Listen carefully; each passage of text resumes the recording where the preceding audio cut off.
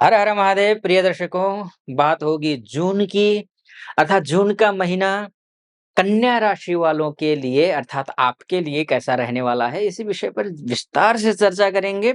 और ये जो वीडियो होगा वो नक्षत्र आधारित ज्योतिष गणना के अनुसार होगा। ध्यान से सुनिएगा। कन्या राशि वालों के लिए जून के महीने को मैं 3 भागों में डिवाइड करूंगा, 3 हिस्से में बांटूंगा। पहला 8 जून तक,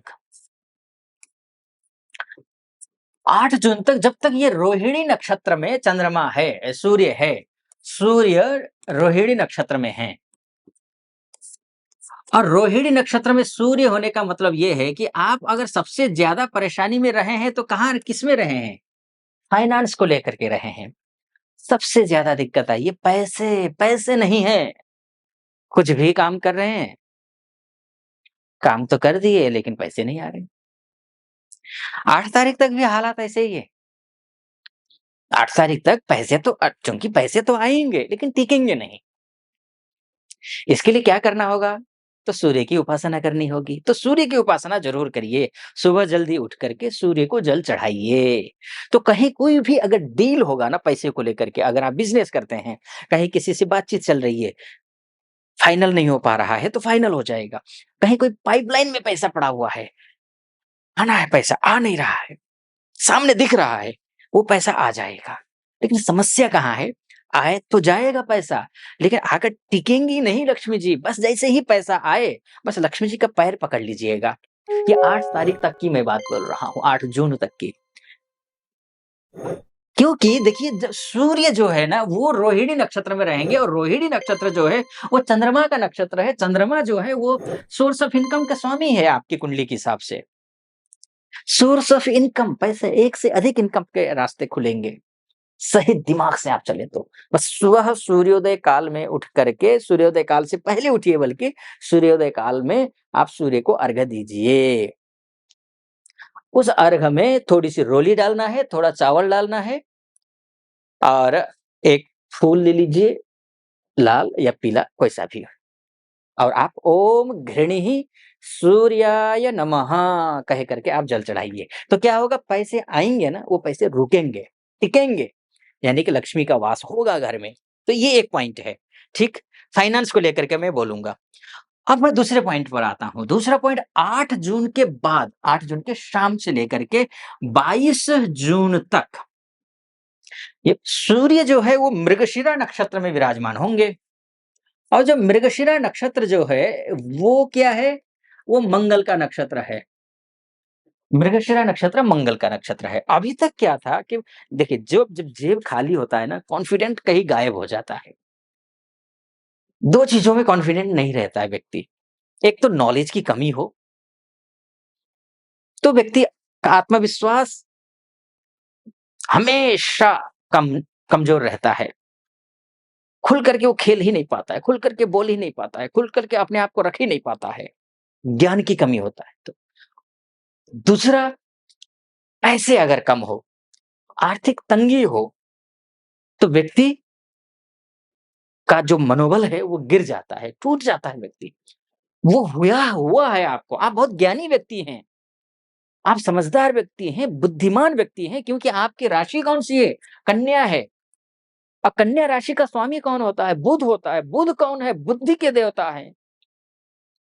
बुद्धि का ग्रह है, विद्या का ग्रह है, प्रेजेंस ऑफ माइंड का ग्रह है, वाणी का ग्रह है।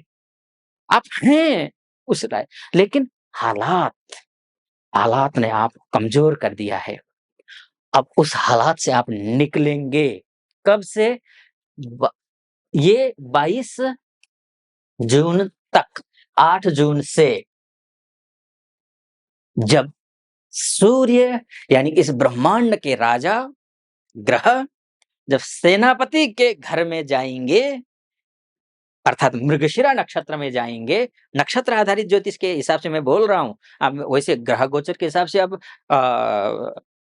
मंगल के राशि में नहीं जा रहे हैं, मंगल के राशि में नहीं जा रहे हैं। नक्षत्र के हिसाब से मंगल के नक्षत्र में जा रहे हैं। तो आपका मनोबल बढ़ेगा, इष्ट मित्रों का सहयोग मिलेगा। अभी तक जो फ्रेंड सर्कल आपका साथ नहीं दे रहा था, वो साथ देना शुरू कर देगा। आपके लिए रास्ते खुलेंगे, नए रास्ते खुलेंगे। ख़ासकर उसमें अगर आप कंस्ट्रक्शन का काम करते हो, आप रियल एस्टेट का काम करते हो, आप होटल एंड रेस्टोरेंट का काम करते हो, प्रॉपर्टी से रिलेटेड काम करते हो या फिर ट्रांसपोर्ट से रिलेटेड काम करते हो तो विशेषकर मैं बोलूँगा या ठेकेदार हो आप, मैं विशेषकर बोलूँगा। या इसके अलावा भी अगर आप किसी मल्टीनेशनल कंपनी में काम करते हो, तो भी एमएनसी में अगर आप काम करते हैं, तो भी आपका भाग्य खुलेगा। आप एमएनसी वहाँ एमएनसी में काम करते हैं क्यों? ये अगर आप यहाँ रहती हैं या रहते हैं, विदेश जाने के लिए अप्लाई कर रहे हैं, आइलेट्स क्लियर नहीं कर पा रहे हैं, तमाम प्रकार की ब बाधाएँ आ रही हैं, वो क्लियर कर लेंगे। अगर विदेश में ही रहते हैं, सूर्य क्या है? द्वादशेष है। द्वादशेष होकर के अष्टम अष्टमेश मंगल के नक्षत्र में है। तो अगर आप विदेश में भी हैं, माताएँ-बहनें, भाई-बंधु, उनके लिए भी अच्छा है। आर्थिक समस्या आ रही हो या किसी भी प्रकार की होता है, तमाम परेशानियाँ होती हैं। अक्सर विदेश से सबसे ज़्यादा कॉल तो मुझे विदेश से ही आती हैं। तो मैं जानता हूँ वहाँ पर वर्किंग वीज़ा की समस्या है, अब ग्रीन कार्ड की समस्या होती है, पीआर की समस्या होती है, नौकरी की परेशानी। बच्चे गए हैं यहाँ से एजुकेशन वीज़ा के तहत गए हैं, सोच रहे थे कि पार्ट टाइम जॉब भी करेंगे, समस्या आ रही है, नहीं मिल रही है जॉब। वैसे भी आजकल जो है ना यूके और यूएसए में वैसे ही बहुत क्राइसिस है, समस्याएँ बहुत हैं। तो आपके लिए रास्ता खुल रहा है। विदेश में जो रह रहे हैं, उनके लिए, तो बहुत अच्छा है ये योग। हाँ, उसके बाद स्थिति क्या है आर्द्रा नक्षत्र में सूर्य देव जाएँगे।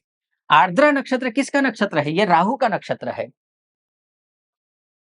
अब आर्द्रा नक्षत्र में जब जाएँगे ना 22 तारीख से लेकर के महीने के अंत तक, बाकी जुलाई तक है तो ले जुलाई तक वो जुलाई की ही बात कर जुलाई में ही करेंगे बात। महीने के अंत तक आर्द्रा नक्षत्र में अर्थात पत्नी से लड़ाई, पार्टनर से लड़ाई, बिज़नेस में झगड़े, बिज़नेस में अप डाउन होना, गलत निर्णय ले लेना, दूसरों की बातों में आ जाना, ऐसे लोग जुड़ेंगे जो आपके अनुकूल नहीं होंगे। बस इन चीज़ों का ध्यान रखना।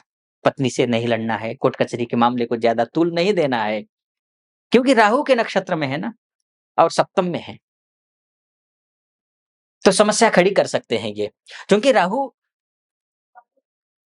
गुरु की राशि में बैठा है और गुरु उदित हो रहे हैं, शुभ फल देंगे, लेकिन राहु के नक्षत्र में जाए ग्रहण लग जाता है। नक्षत्र में जाकर के बैठे हैं, ध्यान रखिएगा, युति संबंध नहीं हो रहा है, आर्द्रा नक्षत्र में। तो ऐसी स्थिति में होगा क्या? आपको सावधानी बरतनी होगी। तो यानी कि मूलतः अगर मैं कहूँ आपको 8 जून तक शानदार 8 जून है क्या 22 जून तक का जो समय है अच्छा है, बहुत बढ़िया है। बाकी इसको भी 8 खासकर 4 जून से लेकर के 14 जून के बीच में या 15 जून के बीच में कि क्या कुछ स्थिति है, इसका भी वीडियो मैं जल्दी बनाकर आपके समक्ष लेकर आऊँगा।